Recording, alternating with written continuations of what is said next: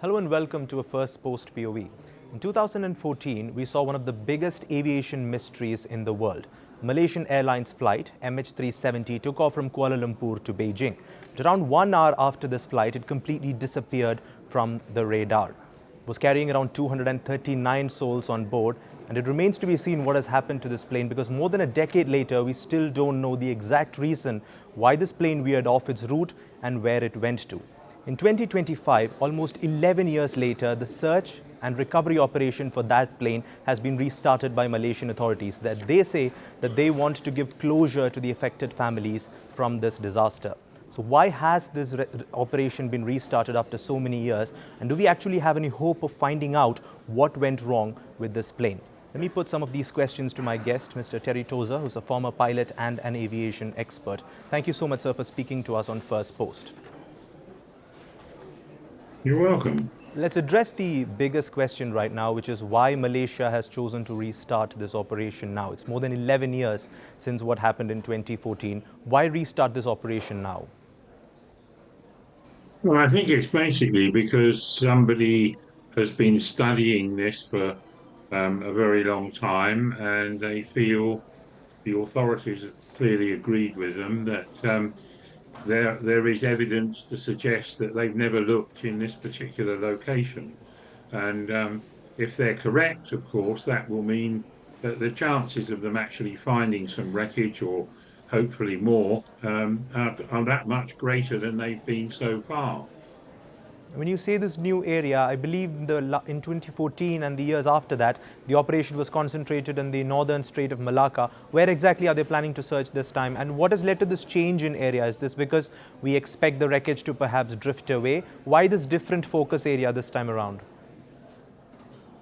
I think it's just, I can't actually give you the geographical location because I'm not an expert on undersea searches, but I think basically the feeling is that they nailed down a more accurate picture of where the aircraft was when it actually ran out of fuel.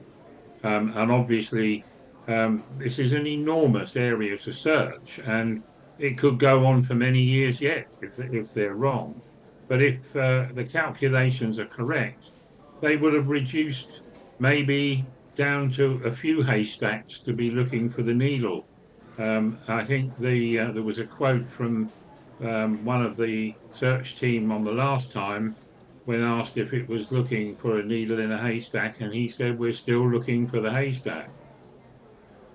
Right. Now, in 2014, right up until 2017, when the search operations continued, dozens of ships and aircraft were involved in that operation to search for this plane. How different is the operation this time? Is it a multi-nation operation, or are we using some new technology? What's different from 2017 and now?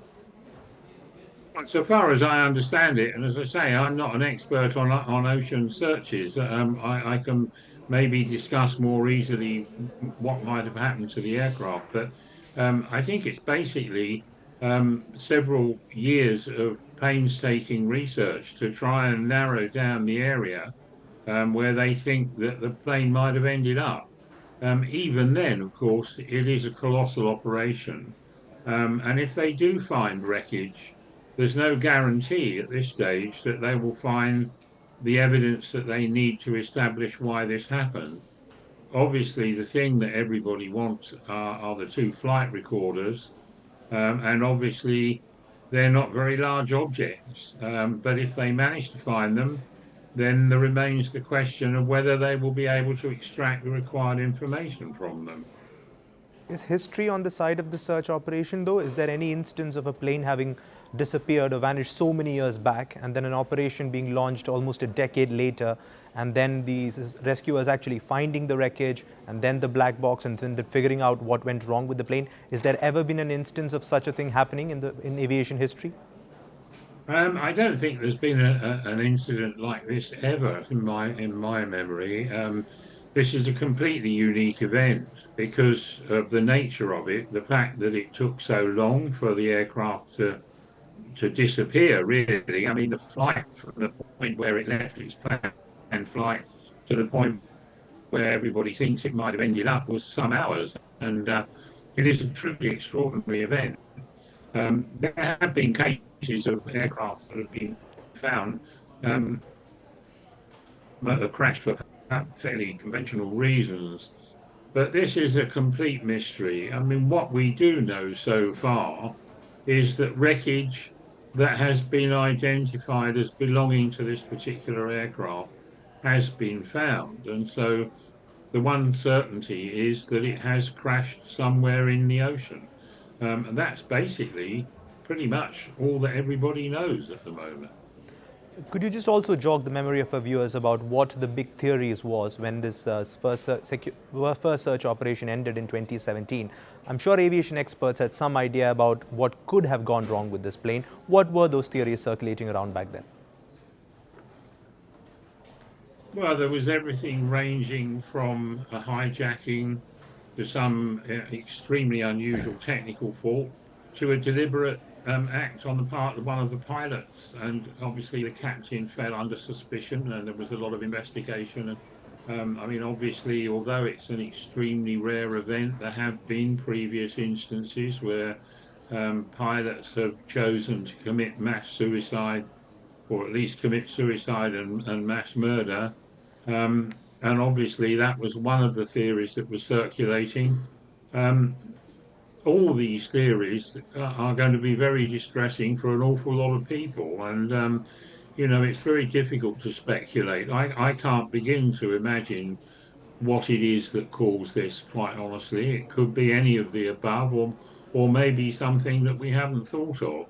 But obviously, there are families that are closely connected to this who desperately want answers.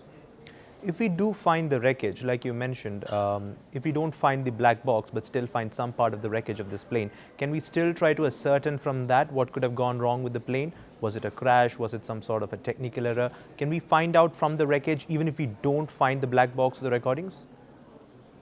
It's possible.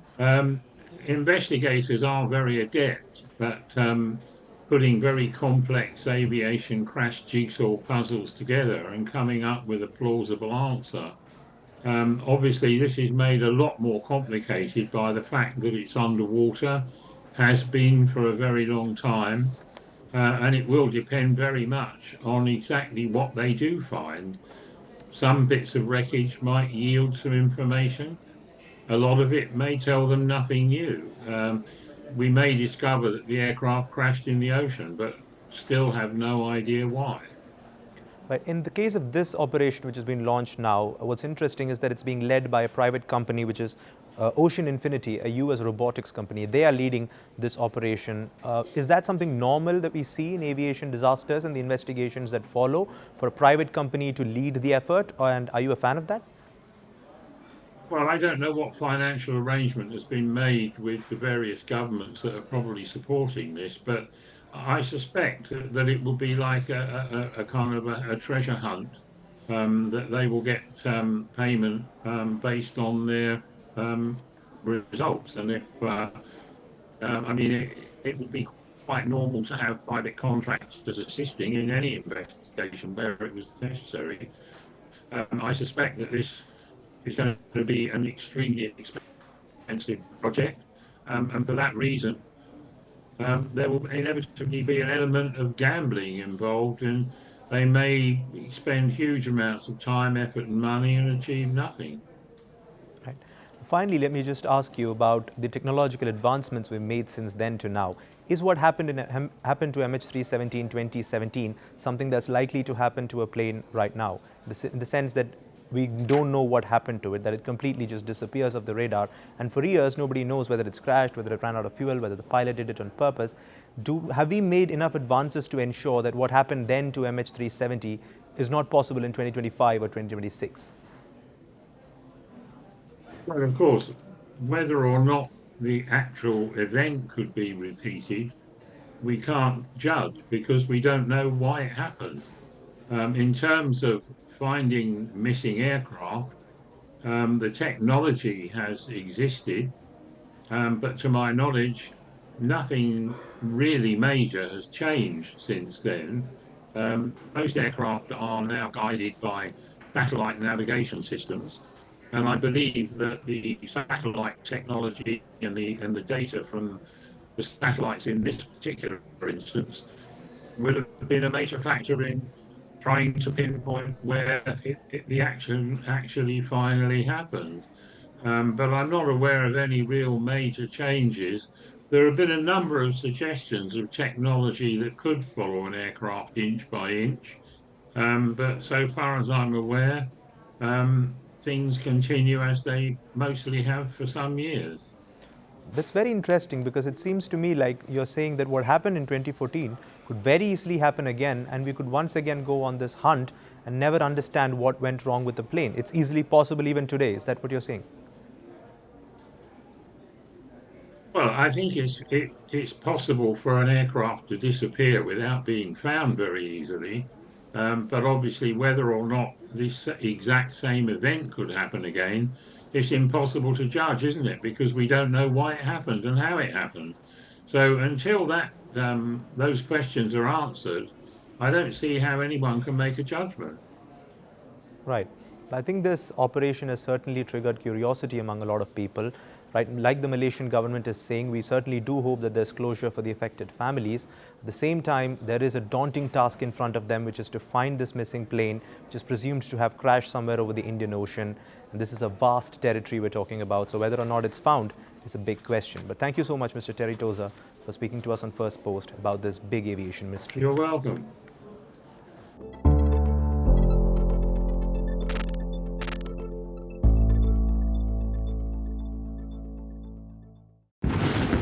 I rose from the army with medals on my chest. I spoke of freedom from colonial chains, but I tightened my own.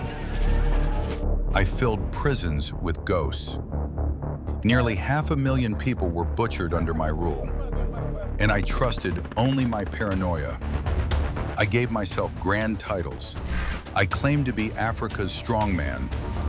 History calls me something else, the dictator. Who am I?